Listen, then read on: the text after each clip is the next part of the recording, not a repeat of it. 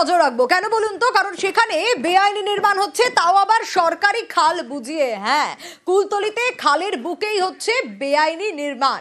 সরকারি খাল দখল করে পর পর দোকান, দেখুন একের পর এক দোকান। মইপিঠের বৈকুণ্ঠপুরে খালের উপর অবাধে হচ্ছে কংক্রিটের নির্মাণ। বেআইনি নির্মাণের অভিযোগে স্থানীয়রা সরব হয়েছেন। দ্রুত পদক্ষেপের আশ্বাস স্থানীয় প্রশাসনের।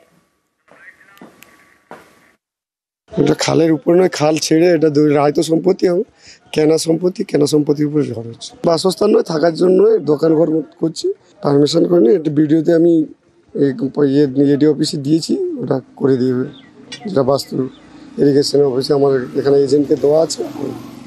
দেখলাম খালের উপরে, একদম জলের উপরে হচ্ছে। না, জলের উপরে নয়, জল ছাড়া 20 ফুট দূরে আছে। পারমিশন নেন নিতে করে? পারমিশন আমাদের এখানে তো লোকাল থানা সমস্ত কিছু দেখভাল করে, ঠিক আছে। থানায় কি পারমিশন দিয়েছে? না পারমিশন না, ঘর করছি স্যার এরকম বললাম, ঠিক আছে করো। যেহেতু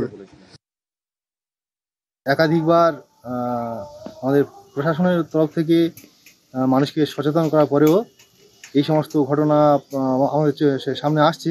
অতি অবশ্যই এখনই আমরা তদন্ত করে প্রশাসনের দ্বারা এখনই আমরা অ্যাকশন নেব। আর এইসব সরকারি জমি জবরদখল ঠেকাতে নবান্নের এবার কড়া পদক্ষেপ। বাংলার ভূমি পোর্টালে থাকবে সরকারি জমির যাবতীয় তথ্য। কোন জেলায় কোন দপ্তরের অধীনে কত জমি রয়েছে স্পষ্টভাবে উল্লেখ থাকবে।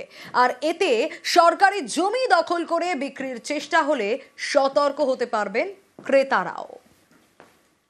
বেশ কিছুদিন ধরে লক্ষ্য করছি, আমি রাস্তা দিয়ে গেলে যদি আমি দেখি কোথাও এনক্রোচমেন্ট হচ্ছে, যখন হচ্ছে সঙ্গে সঙ্গে কেন আমরা অ্যাকশন নিচ্ছি না? কেউ টাকা খেয়ে, কেউ টাকা খাইয়ে, এবং একটা মাল্টিপল ইন্টারেস্টেড গ্রুপ, তারা এগুলো করছে টাকার বিনিময়ে। কিন্তু তারা ভুলে গেছে রাজ্যের আইডেন্টিটিটা এটাতে নষ্ট হচ্ছে। মানুষ যদি উন্নয়নে কাজ না পায়, তাহলে সেই মিউনিসিপ্যালিটি রাখার দরকার কি? সেই পঞ্চায়েত রাখার দরকার কি?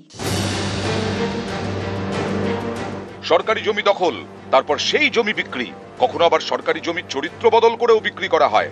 এই বেআইনি কারবার বন্ধ করতে কড়া নবান্ন। এবার থেকে সরকারি জমির তালিকা উল্লেখ করা হবে বাংলার ভূমি পোর্টালে। সরকারি জমির যাবতীয় খতিয়ান থাকবে পোর্টালে। কোন জেলায় কোন দফতরের কত জমি রয়েছে তা থাকবে বাংলার ভূমি পোর্টালে। যে কেউ পোর্টালে লগ ইন করে সরকারি জমি সম্পর্কিত তথ্য দেখতে পারবেন। কাজ শুরু করেছে ভূমি ও ভূমি রাজস্ব দফতর। বিভিন্ন সময়ে সরকারি জমি দখলের ভুরি ভুরি অভিযোগ উঠেছে। সরকারি জমির জাল কাগজ তৈরি করে বিক্রিও হয়েছে বলে অভিযোগ। সরকারি জমি বাঁচাতে একাধিক পদক্ষেপ করা হয়। রাজ্য জুড়ে সরকারি জমিতে সংশ্লিষ্ট দপ্তরের বোর্ড লাগানো হয়। জমি জালিয়াতির অভিযোগ উঠলেই অফিসারদের বদলিও করা হয়। এবার সরকারি জমির তথ্য পৌঁছে যাবে সাধারণের হাতের মুঠোয়। বাংলার পোর্টালে থাকবে সরকারি জমির খুঁটিনাটি তথ্য। সরকারি জমি নিয়ে দালাল রাজ আটকানোর জন্যই এই পদক্ষেপ নিল নবান্ন বলেই মনে করছে রাজ্যের প্রশাসনিক মহল। ক্যামেরায় খোকন দাসের সঙ্গে সোমরাজ বন্দ্যোপাধ্যায়, নিউজ 18 বাংলা, কলকাতা।